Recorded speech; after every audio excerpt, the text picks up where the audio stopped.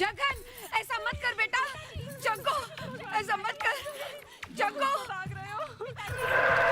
नहीं जग्गू, इस तरह हर साल अपने आप को जलाकर क्यों मेरी कोक को जख्मी कर रहा है? ऐसा मत कर बेटा, नहीं, मत कर ऐसा, भगवान के लिए ऐसा मत कर।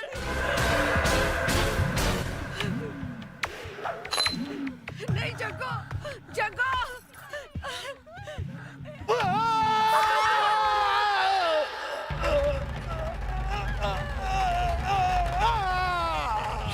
रो मत माई, रो मत। ये लोहा मेरे बदन को नहीं जलाता, मेरे अंदर भरी हुई बदले की आग को भड़काता है। कस्बे का ठाकुर होकर अछूतों और नीच की जिंदगी गुजार रहा हूं मैं। ना किसी से मिल सकता हूं, ना कहीं जा सकता हूं। उस जलन के सामने ये जलन कुछ भी नहीं है। बेटे, अब कुछ ही दिन तो बाकी रह गए हमारी सजा खत्म होने में। मैं अपनी सजा के दिन नहीं गिन रहा हूं, मैं दादा ठाकुर की जिंदगी के बाकी के दिन गिन रहा हूं। उसके बाप ने 18 साल के लिए हमारा हुक्का पानी बंद करवाया था, मैं उसको मिटाने के लिए 18 बार जन्म लूंगा। चल जाए ऐसा साली बुढ़िया। मनिया जी ठाकुर साहब।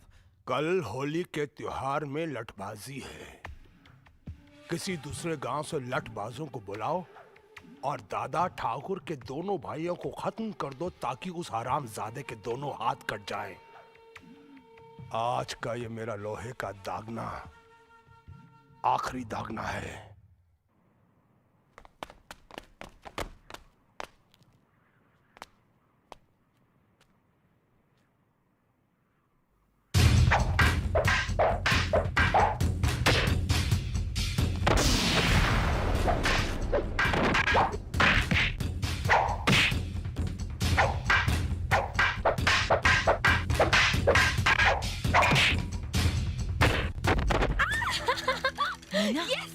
ये क्या कर रही हो? क्या हुआ? अपने गांव के आदमी मार खा रहे हैं और तुम ताली बजा रही हो? मुझे तो पता ही नहीं था।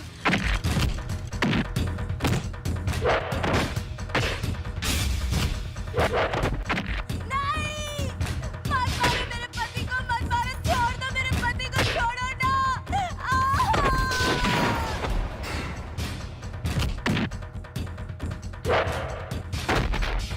नहीं, नहीं, खेल में इसकी जान लोगे क्या? कान खोल के सुन ले, ये हार जीत का मुकाबला है। जो बचेगा वो जीतेगा। हट! दादा ठाकुर! और कितने नामर्दों को अखाड़े में उतारोगे? तुम्हारे गांव में कोई मर्द नहीं है क्या? अर्जुन!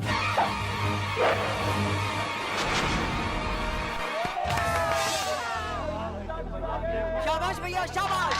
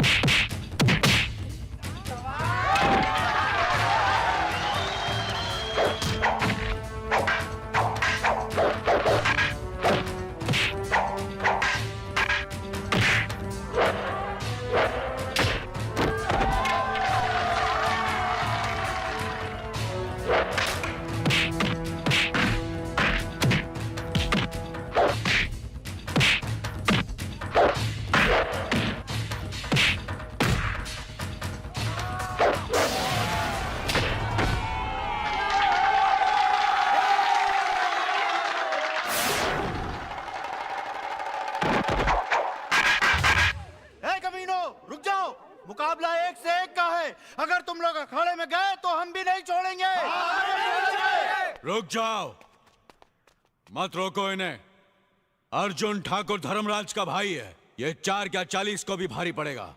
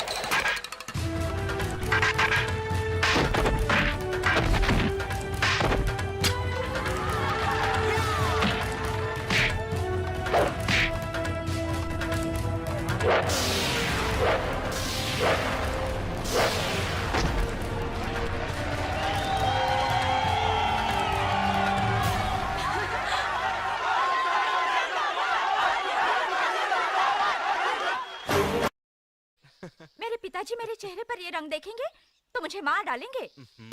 होली के रंग का ना दोस्त बुरा मानता है ना दुश्मन। जाकर अपने पिताजी से कहना कि मैं तुम्हें बहुत प्यार करता हूँ। नहीं नकुल, हमारा प्यार नदी के दो किनारे हैं जो कभी नहीं मिल सकते। कौन कहता है कि नदी के किनारे नहीं मिल सकते? जरूरत है तो सिर्फ एक पुल बांधने की। हम दोनों परिवारों के बीच अपने प्यार का पुल जरूर बांधेंगे। पुल तब बनते हैं नकुल जब किनारे एक जैसे हों। तुम्हारे भैया के उसूल और मेरे पिताजी पत्थर के बने हैं। कुछ भी हो, जीत सिर्फ प्यार की ही होगी।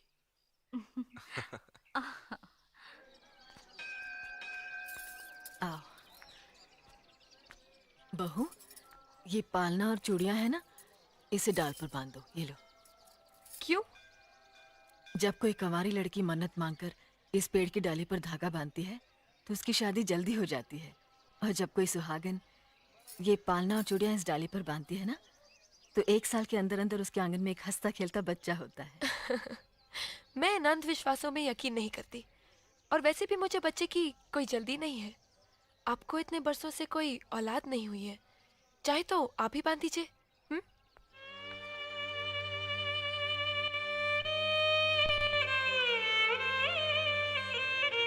इसे क्षमा कर देना देवी माँ। अभी ये बच्ची है ना, इसलिए कुछ नहीं समझती। इसकी जगह हम आपसे प्रार्थना करते हैं कि जल्द से जल्द हमारी देवरानी की गोद में एक चांद सा बेटा दे देना। जय माता।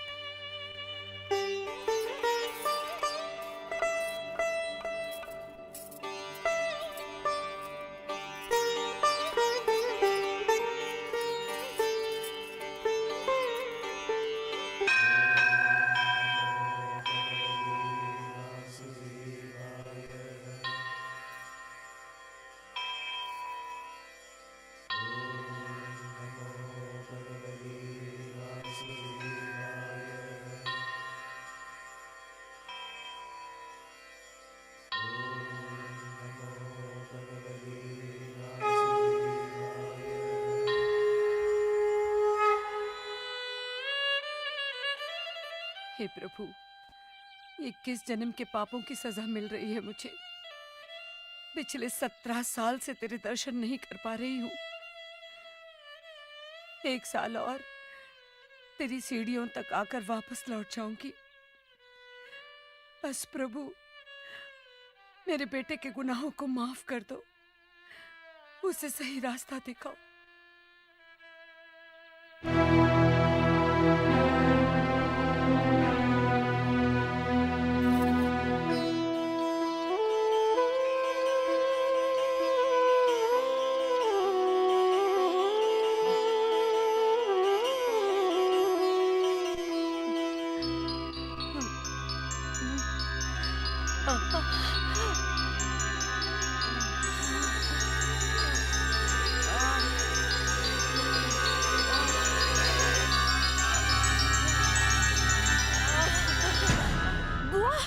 लक्ष्मी,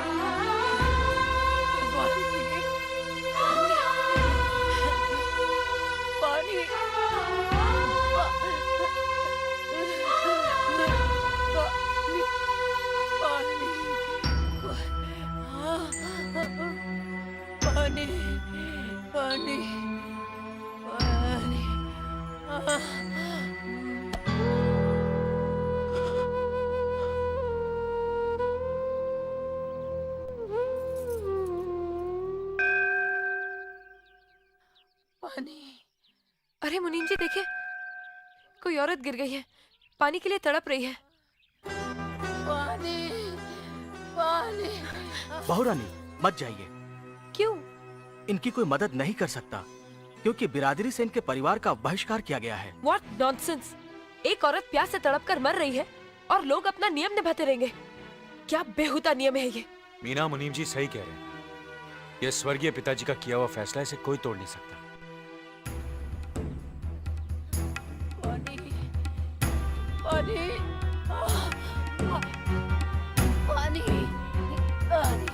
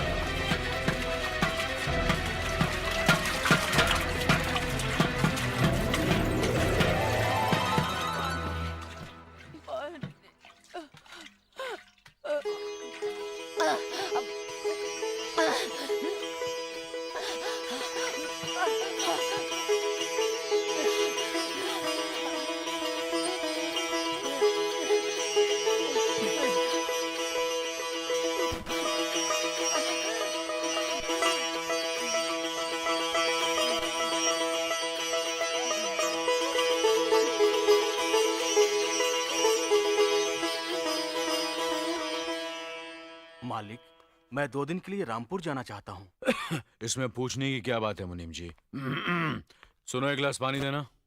क्या? एक गिलास पानी ले आओ। ना तो मैं आपकी नौकरानी हूँ और ना ही आपका छोटा भाई, जो आपका हुक्म सुनते ही दौड़कर आपके लिए गिलास पानी ले आऊं। मेरे बाप के घर में मेरे एक इशारे पर 10 नौकर हाथ बांधे खड़े रहते थे। ये मत भूलिए कि मैं एक अमीर बाप की एक लौती बेटी हूँ। आप तो उम्र में बड़े हैं ना, किससे किस तरह की बात की जाती है इतनी तमीज तो आपको आनी चाहिए। Mind it.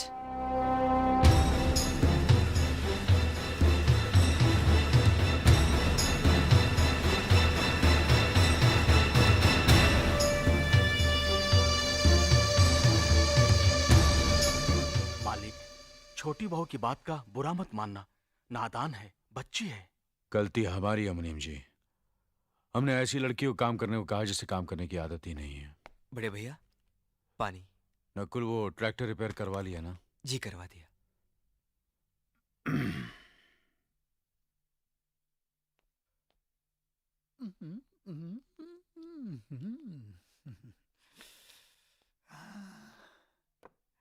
नमस्ते मास्टरनी जी। अरे अरे, आप नीचे क्यों बैठ गए? ऊपर बैठिए ना। नहीं नहीं, मैं यही ठीक हूँ। आप पैर ऊपर रखिए ना। नहीं नहीं, आप ऊपर बैठिए। नहीं, आप पैर रखिए ना। नहीं, आप ऊपर बैठिए अरे ना। आप पैर रखिए ना। प्लीज आइए ऊपर बैठिए। ओके, आप जहाँ बोलोगी वही मैं बैठूंगा।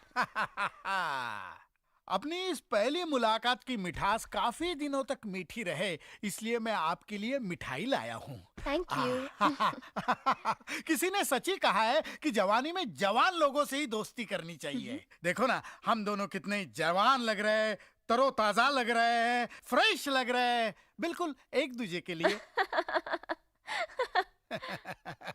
नहीं, आपकी हंसी बहुत खूबसूरत है, लेकिन आप हंस क्यों रही हैं? आपकी बातें सुनकर। अच्छा अच्छा। अभी आप कह रहे थे कि आप अभी तक जवान हैं। यस। और मैंने सुना है कि आपका एक बेटा है 30 साल का। मेरा बेटा? हाँ। उस हरामी को तुम मेरा बेटा समझती हो? वो तो मुझे कुंभ के मेले में मिला था, कुत्ता समझकर पाल लिया। मास्टरनी जी, मैं अभी तक शुद्ध कुंवारा हूँ। अभी पोल्यूशन की वजह से नमक थोड़ा कम हो गया है, बूढ़ा दिखता हूँ, लेकिन जवानी अंदर से झूले पे झूल रही है, बिल्कुल झूल रही है। अच्छा, हाँ? कौन से कोने में जवानी झूल रही है बाप के दिने? जरा बता मुझे। हाँ?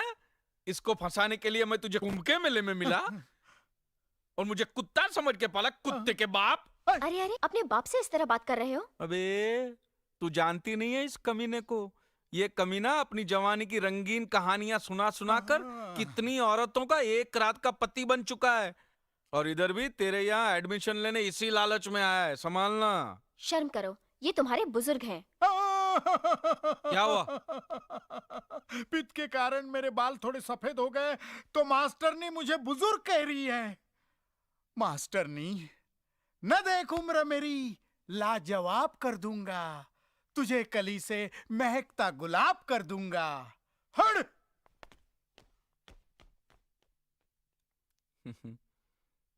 तुम तो दरिया हो, समंदर हो, तुम्हारे अंदर से ही आईएनएस अर्जुन नाम का जहाज डूब चुका है। फिर ये मेरे बाप जैसी छोटी मोटी कश्तियां डुबोने से क्या मिलेगा? छोड़ दो बेचारे को, माफ करो, आगे बढ़ो, जाओ। हाँ, अजीब बाप बेटे हैं।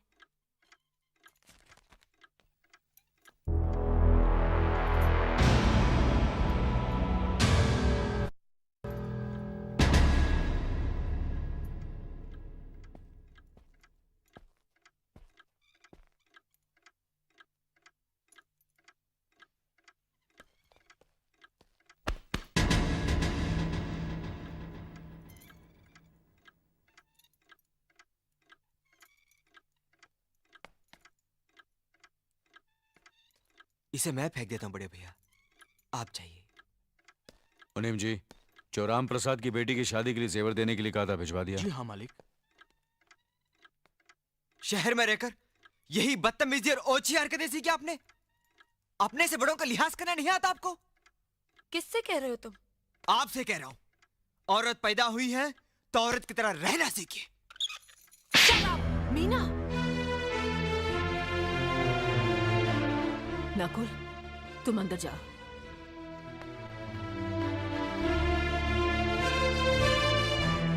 पागल हो गई हो तुम?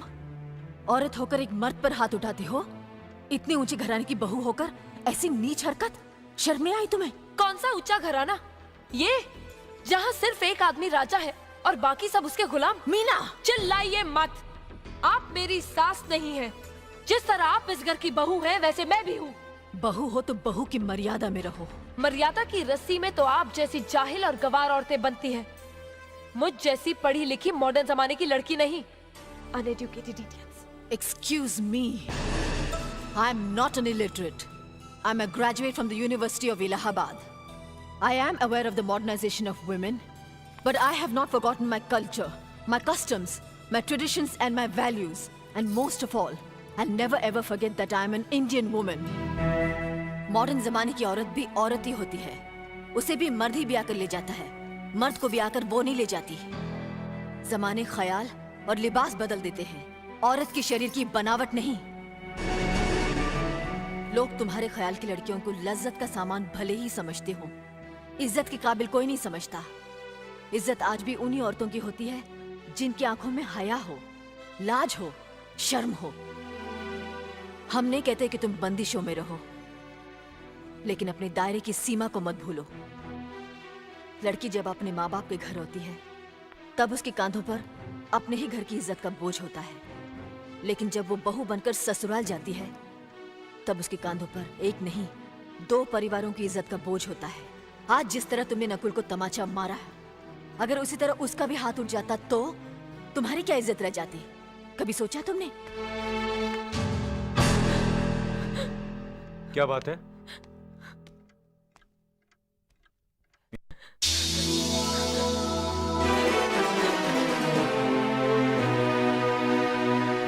क्या हुआ भाभी? कुछ नहीं। मीना कह रही थी कि उसे खाना बनाना नहीं आता। हमने सोचा कि 2-4 खरी खोटी सुनाने से ही सीखेगी, सो सुना दिया। बस रोने लगी।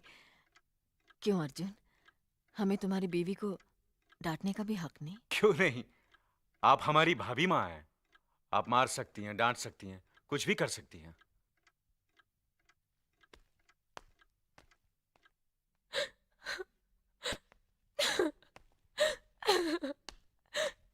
मैंने भूल की जो मैं लोगों के बीच आ गई। मेरी तो इस घर में कोई इज्जत ही नहीं है। जब देखो तो सब मेरी इंसल्ट करते रहते हैं। मैं कब से रो रही हूँ, तुम पूछ भी नहीं रहे हो कि मैं क्यों रो रही हूँ। बेकार रो रही है तो कौन पूछेगा? अच्छा, तो मैं तुम्हारे लिए और इस घर के लिए बेकार हो गई हूँ। अरे बेकार तो तुम हो गए अपने परिवार के बीच में रहकर। मैं कब से बोले जा रही हूँ और तुम हो के सुन ही नहीं रहे हो। इंसान की चीख सुनकर लोग शुभ अशुभ का विचार करते हैं, लेकिन जब मेंढकी को जुकाम होता है, उसकी चीख की कोई परवाह नहीं करता। ये मत भूलो कि जब मेंढकी चिल्लाती है तो आंधी और तूफान आते हैं। आंधी और तूफान आएंगे तो उसका नतीजा तुम्हें ही भुगतना पड़ेगा। तो फिर ठीक है, अब मैं तुम्हारे साथ तब भी रहूंगी जब तुम मेरे साथ मेरे डैडी के घर रहोगे।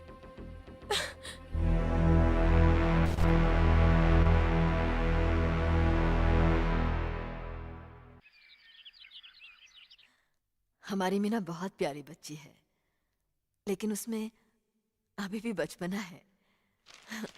हमारे तौर तरीकों को नहीं जानती है ना, लेकिन आहिस्ता आहिस्ता हम उसे सब सिखा देंगे।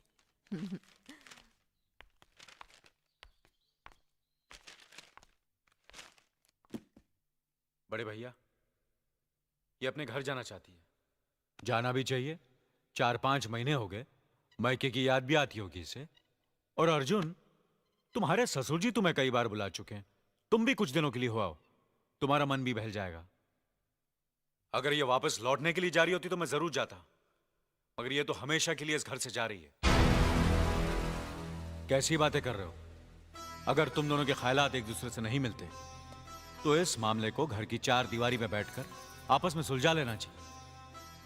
बहू शहर की पढ़ी लिखी लड़की है, उसे गांव की रीति रिवाज के बारे में क्या मालूम? यह तो तुम्हारा फर्ज बनता है अर्जुन कि तुम उसे हमारे तौर तरीके सिखाओ। सिखाने से कोई फायदा नहीं बड़े भैया, ये खुद को इस माहौल में डालना ही नहीं चाहती, इसलिए भेज रहा हूं। अच्छा, तो तुमने फैसला भी कर डाला? बड़े भैया, बात यह है कि मैंने मीना को, तुम बहुत समझदार भी हो गए हो ना, तो फिर तुम्हें इतना तो समझ लेना चाहिए, अगर बहू अपने आप को बदल नहीं पा रही है तो तुम बहू के मुताबिक बदल जाओ। आखिर वो तुम्हारी पत्नी है, उसका साथ देना तुम्हारा धर्म है। तुम्हारे भरोसे ही तो उसने अपनी सारी जिंदगी सौंप दी तुम्हें। अर्जुन, मेरे दर्द पर तुम तड़प उठोगे, तुम्हें तकलीफ होगी तो मैं रो दूंगा, क्योंकि हम दोनों एक ही मां की संतान हैं, खून का रिश्ता है हमारा। मगर पत्नी का नाता उससे कहीं ज्यादा गहरा होता है, क्योंकि वो पराए घर से आकर अपनों से कहीं ज्यादा अपनी हो जाती है, परछाई बन जाती है हमारी। पति शरीर है तो पत्नी उसकी आत्मा है। पत्नी ही पति के जीवन को सही अर्थ देती है, उसे कामयाब बनाती है। पत्नी के बगैर पति बेजान और बेमाने हो जाते हैं। अगर आज तुम अपनी पत्नी को हमेशा के लिए उसके मायके छोड़ाओगे तो यह गांव, यह समाज क्या कहेगा हमारे बारे में? जरा सोचो अर्जुन, न्याय के सिंहासन पर बैठकर जो लोगों के अच्छे बुरे का फैसला करता है, अगर उसी के घर में नाइंसाफी होगी तो लोग हंसेंगे हम पर, किसी को मुंह दिखाने के काबिल नहीं रहेंगे हम। बड़े भैया, मुझसे भूल हो गई, मुझे माफ कर दीजिए। मुनीम जी। जी मालिक। जायदाद के दस्तावेज लाइए। जी अभी लाया। बहू, पति ही पत्नी की